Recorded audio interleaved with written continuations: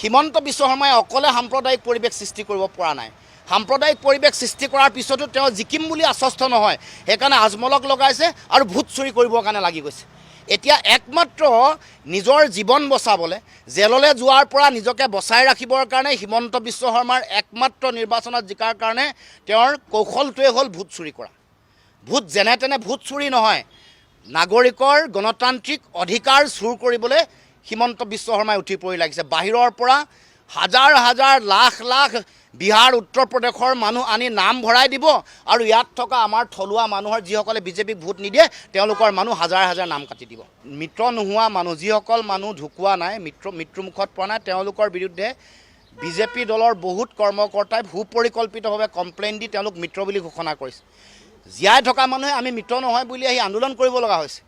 বহু মানুহ permanently shifted হোৱা বুলি তেওঁলোকে অভিযোগ দিছে। এই সকলো কথাৰ তেওঁলোকৰ লক্ষ্য তেওঁলোকে জানে। তেওঁলোকৰ সভাপতিগৰাকীয়ে বিজেপিক ভোট নিদিয়া মানুহৰ তালিকা উলিয়াবলৈ কৈছে। তাৰ আগত 31টা বিধানসভা সমষ্টিত তেওঁলোকে 10,000কে ভোট কটাৰ লক্ষ্য আছিলে। যিদিনাখন তেওঁলোকৰ সভাপতিগৰাকীয়ে লিষ্ট প্ৰস্তুত কৰিব কৈছে, তেতিয়া আৰু 29টা বিধানসভা সমষ্টিত যোগ দি লৈছে। সৰ্বমুঠ 60টা বিধানসভা সমষ্টিত 5,000ৰ পৰা 10,000তকৈ বেছি ভোট কটাৰ তেওঁলোকৰ লক্ষ্য। সংবিধানে কৈছে যে বিদেশীসকলৰ নাম মানে ভোটাৰ তালিকাৰ পৰা কৰ্তন কৰিব লাগে আৰু বিদেশী চিনাক্তকৰণ কৰিবৰ কাৰণে ৰাষ্ট্ৰীয় নাগৰিকপঞ্জী উন্নীতকৰণ কৰিব লাগে। এইটো হ'ল মৌলিক কথা, এইটো সাংবিধানিক কথা, গণতান্ত্ৰিক কথা, বিজ্ঞানসন্মত কথা। গতিকে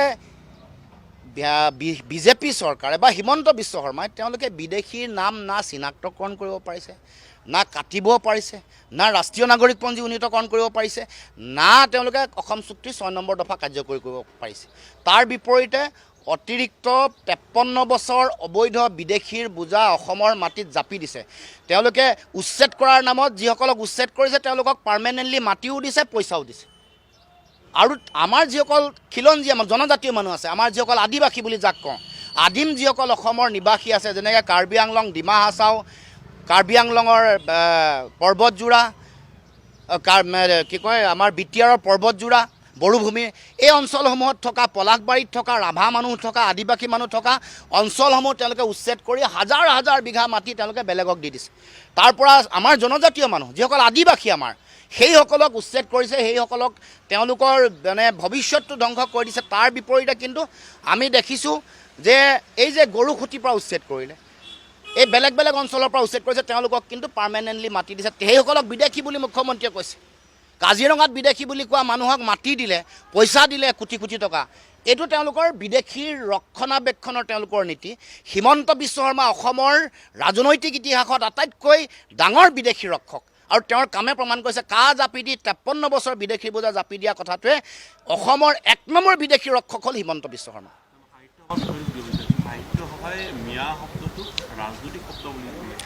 সাহিত্য সভাই দেশৰ সংবিধান গম পায়, দেশৰ ন্যায়পালিকা গম পায়, সংবিধানে কি কৈছে। 71 চনৰ আগত অহা সকলক নাগৰিকত্ব দিব, 71 চনৰ পিছত অহাসকল তেওঁলোকক বিদেশী বুলি চিনাক্তকৰণ বহিষ্কাৰ কৰিব।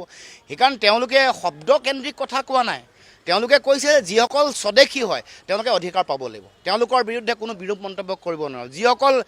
যিসকল বিদেশী তেওঁলোকক তাৰ পৰা চিনাক্তকৰণ কৰি বহিষ্কাৰ কৰিব লাগিব।